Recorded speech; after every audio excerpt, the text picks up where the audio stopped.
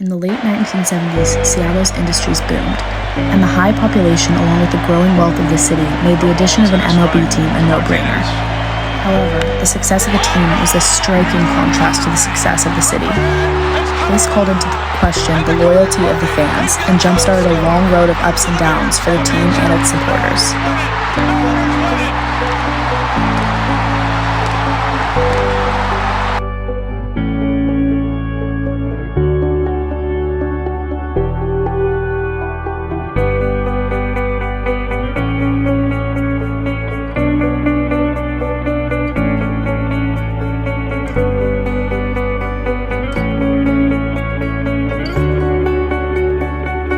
The Mariners were really bad in 1995 to start the year, but I think what people forget is they were bad since the inception, and they were founded in 1977, and they never won until 1995. So what is that, 28 years of not being good,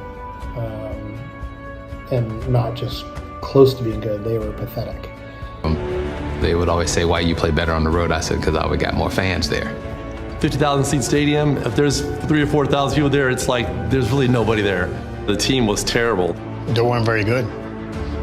It's that simple. Baseball was non-existent in Seattle. The stadium was literally falling apart. There was no reason to be a fan in the spring of '95. My feeling was the '95 season, there was a very good chance that was going to be the last season of baseball in Seattle. Game attendance was so bad that the team was not making any profit from the games, and the encroaching idea of relocation began to become a reality for the Seattle Mariners. The stadium was in such poor condition that it was not appealing to fans. It constantly needed work and made it for an unfun environment for those attending. The unsafe conditions of the ballpark were just one of the reasons for a possible relocation to Tampa. However, in 1995, everything changed. The rapid progression of the team led to a burst in community support.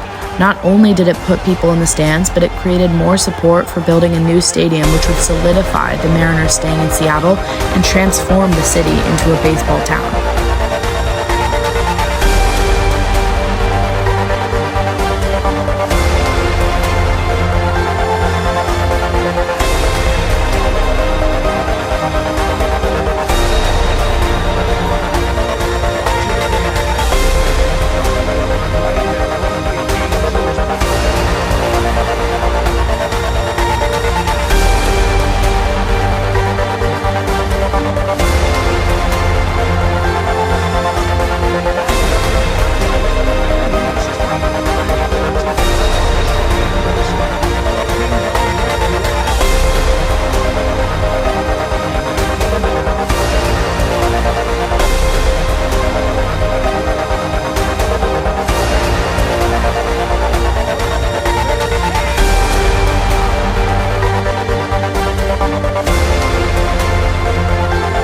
When the Seattle Mariners defeated the Yankees, 78% of all Western Washington households tuned in to watch.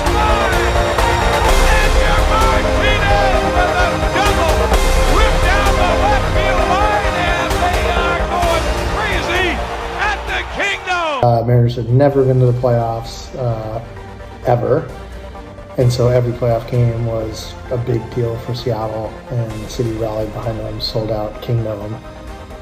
When Edgar hit the ball and Griffey scored, chills down the back. Pretty good moment.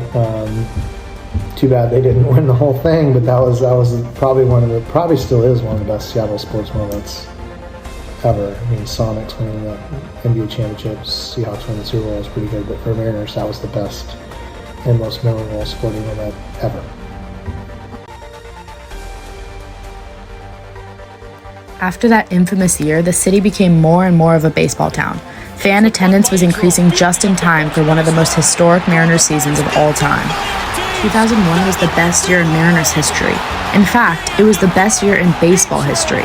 This year, the Mariners won 116 games, setting an MLB record. The future was very bright for the Seattle Mariners. Ground ball to third. Bell to Boone. Dollar, it's over. The Mariners come from behind to beat the Oakland However, the luck of the Seattle Mariners ended just as fast as it began. The drought from 2001 to 2022 the Mariners were kind of the Cubs had the longest drought, but the Cubs won the World Series. And so after that, Seattle was the longest playoff drought of any professional sport, and the professional sports being hockey, NBA, Major League Baseball, and NFL. They were the longest drought, and so it was talked about on all the sports channels and all across the nation and probably even the world. And Seattle, just everyone thought the Mariners would never amount to anything. Every other team has at least made an appearance in the World Series, which led the Mariners to be the longest active drought in all of sports. Despite how bad the team was, the fans rallied around Felix due to his amazing pitching talents and addition of a perfect game. The King's Court showed a glimpse of hope and support during a 21-year drought. The effect of the poor team created poor attendance, and many people started losing hope in the Mariners as they were the joke of the MLB.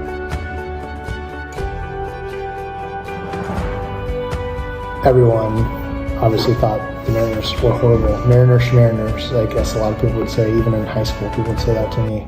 However, with the start of the 2022 season and the addition of the new face of the franchise, Julio Rodriguez, fans began expressing their hopes for the team, as it looked like the team had the best lineup since the era of Griffey, Johnson, and Martinez in 1995.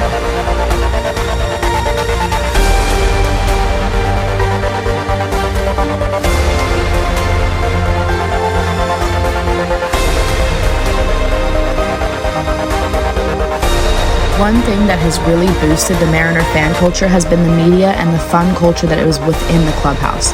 Multiple celebrations like the home run helmet, the wind dance, and the trident have made for an amusing team, creating a greater drive to see them in person. More and more fans began coming to the stadium as the dream of October baseball was about to become a reality. The city of Seattle was coming together to experience something they had not seen in years.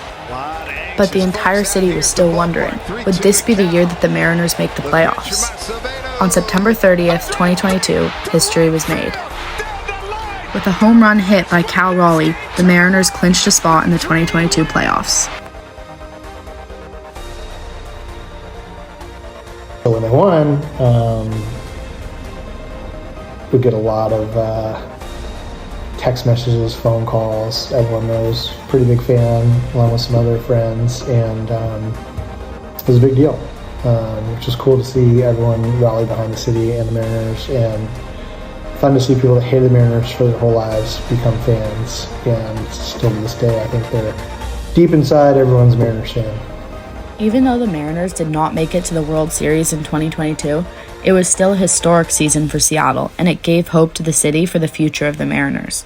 Now, almost everyone in the city is a fan, and despite the highs and lows of the team since its creation in 1977, Seattle fans continue to rally behind their Mariners, no matter what.